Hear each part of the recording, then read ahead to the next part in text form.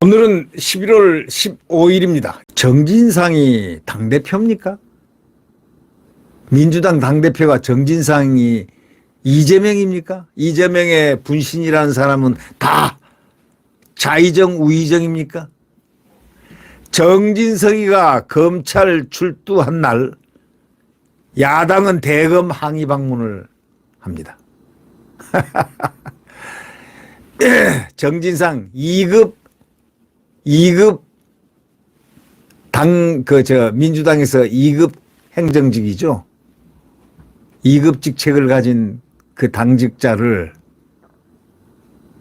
구원하기 위해서 민주당 전체가 검찰을 항의 방문해요?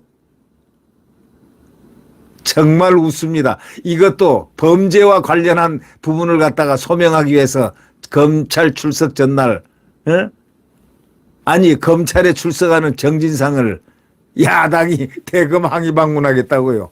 이거는 코미디 중에 정말 상코미디입니다.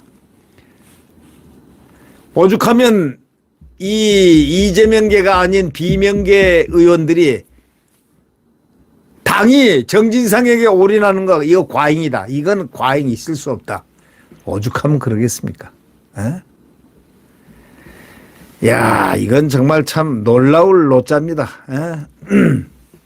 이 더불어민주당 이재명 대표의 최측근이라는 정진상 대표실 정무조정실장이 오늘 피의자 신분으로 검찰에 출석할 것으로 알려지면서 민주당 내 긴장감도 최고조에 이르렀습니다.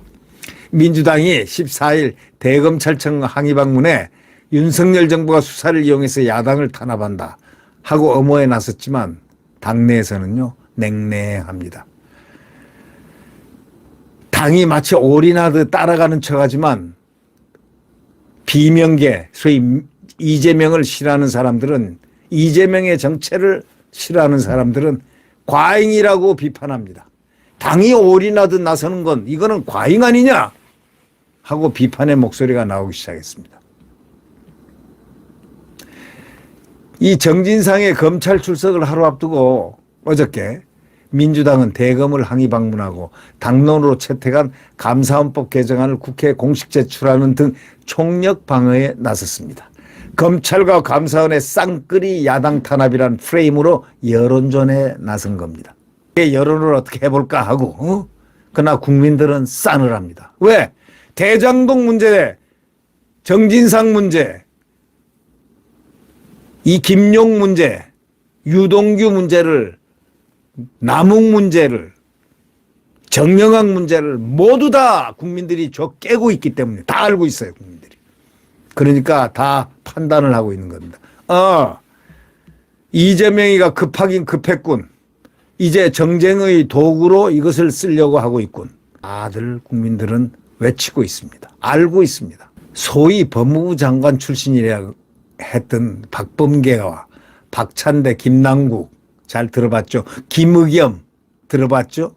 이런 자들로 구성된 당 검찰 독재 정치 탄압 대책위원회가 아니 검찰 독재 정치를 언제 했습니까? 언제 탄압했습니까? 이 대책위원회를 언제 만들었는지 모르지만 이것이 대검에 전달한 입장문에서 윤 대통령의 뜻을 등에 업은 검찰은 편파적이고 왜곡적인 수사, 정치적 노림수를 품은 압수수색을 시도하고 있다.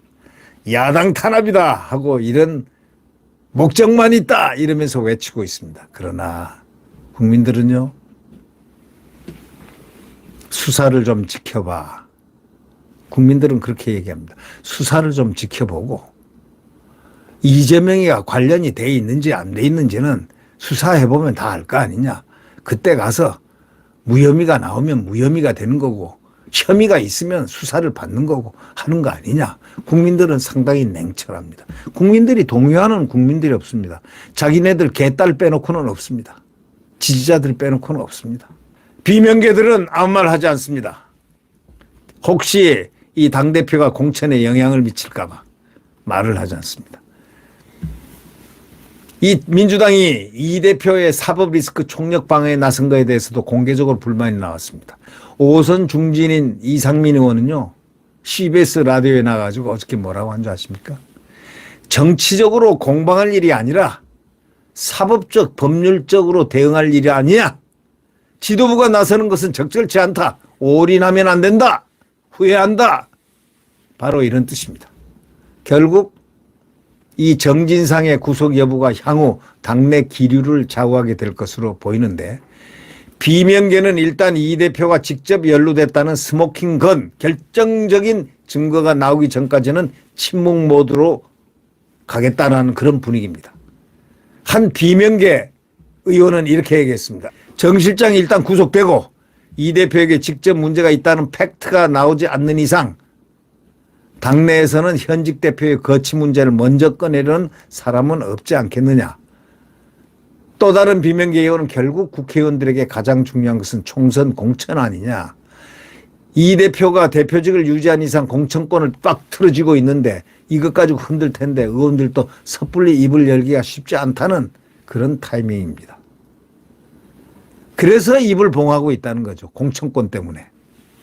다만 정 실장이 구속되고 이 대표를 향한 검찰 수사가 더 쪼여올 경우에는 지난 대선 경선 과정부터 누적되어 온 이재명 사법 리스크에 대한 불만이 폭발합니다.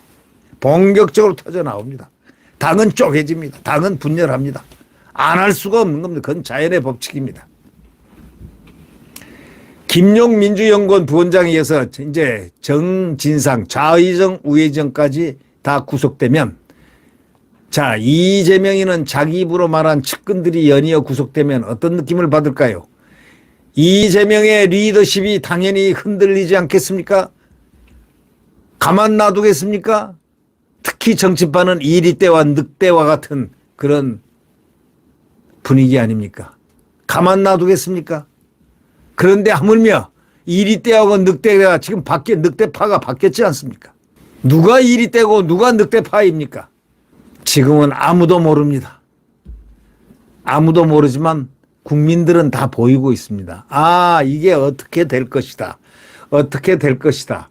국민들은 다 보고 있습니다. 왜? 국민들은 이 내용을, 대장동에 대한 내용, 과거의 성남시에 대한 내용, 국민들이 오히려 깨고 있기 때문입니다. 다 모든 걸 파악하고 있습니다. 이 정진상이가 2014년부터 20년까지 대장동 일당으로부터 1억 4천만 원 뇌물을 받은 혐의 등을 받고 있다는 것을 언론에 전부 다 밝혀진 이상, 뇌물 혐의로 구속 수사된다는 건 그건 당연하죠. 뇌물은 범죄 중에서 죄가 2배입니다. 2배. 그냥 돈 받은 거하고 달라요. 정 실장에 대한 압수수색 영장에서 정 실장과 이 대표는 정치적 공동체라고 적시됐던 게 그 검찰 공소장에 그렇게 돼 있어요. 압수수색 영장에. 100몇 번 이재명과 이름이 같이 비슷하게 나왔다는 거 아닙니까? 정 실장 조사를 통해서 위례 신도시 및 대장동 개발 특혜 사업에 대해서 이 대표가 얼마만큼 관여했나, 이걸 확인하는 거 아닙니까? 이것이 검찰의 직능 아닙니까? 검찰의 기능이고 말이죠. 이 대표 논란에 대해서 말을 아낀 한 노총, 한국노총 연맹을 찾아서 노동 존중 사회를 지향해야 함에도 불구하고 노동 현장은 오히려 퇴행의 기미를 보이고 있다. 이 대표는 말을 아낀 채 노동 현장, 한국노총을 찾아가지고 이 정부와 이간을 붙이고 있습니다.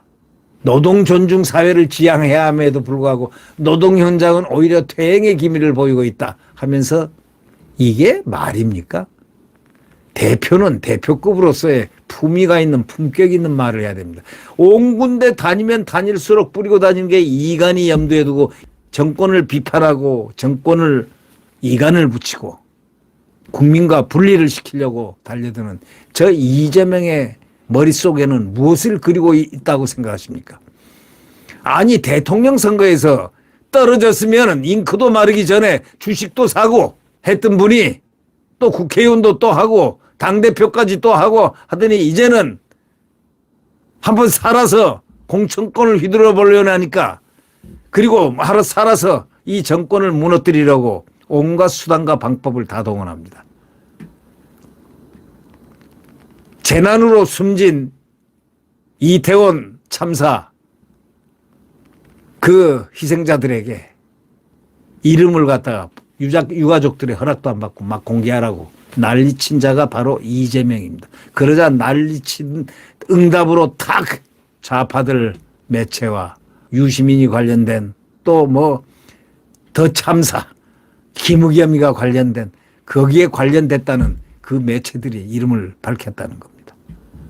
참 세상 속된 말로 세상이 아름답게 돌아가지 않고 더럽게 돌아가는 그 이유는 극히 지극히 간단한 몇 사람의 욕망을 충족시키려고 이렇게 바둥거리기 때문에 일어나는 게 아니겠습니까? 이재명은 사법 리스크뿐만 아니라 국민들에게 고통을 지금 주고 있습니다. 유족들에게까지 고통을 주고 있습니다. 공개하라! 명단 공개하라! 하고 선동선전을 했습니다.